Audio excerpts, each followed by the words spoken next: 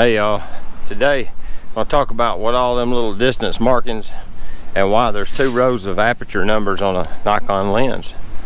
Let's do this. Basically what all these little numbers and letters and stuff on the lens mean, and if you need to use them. If you've ever bought a vintage lens, then you'll notice that they always come with a bunch of information engraved in them.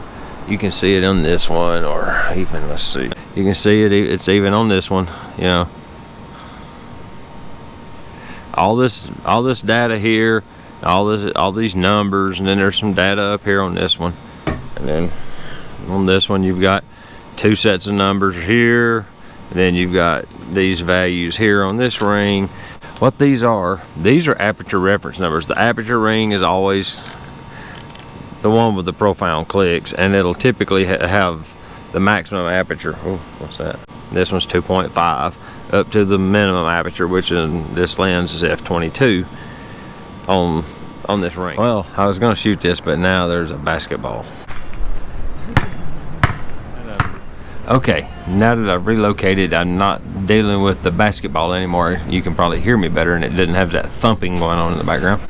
What you got here is you have the aperture ring, and on these Nikkor lenses, most of these vintage lenses, the aperture scale is repeated twice. Once you have it in larger numbers at the top, and then you have it in the same little tiny numbers at the bottom.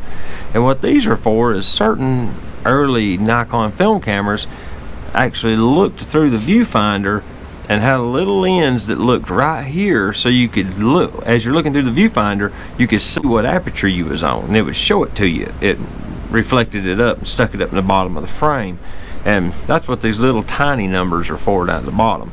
The next thing you're going to find is all of these distance measurements. This is the part that no one uses, but is really handy for point shooting. If you're going to do street photography or things like that, these numbers are very handy.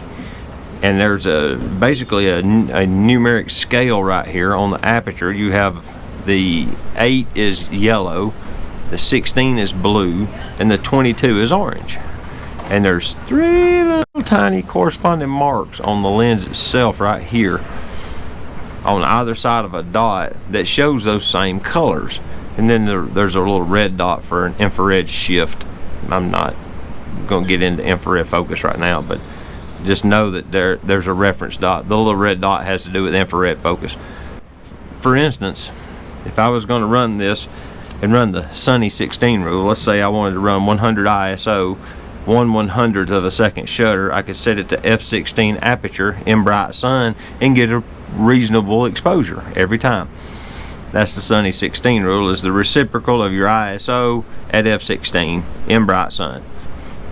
So if you're doing outdoor photography in the sunlight for whatever reason, that's a simple, quick thing. Well, now let's say you want to capture everything that's in focus from a distance back. If I put the 30-foot mark on one blue hash mark, the infinity mark is almost in on the other one.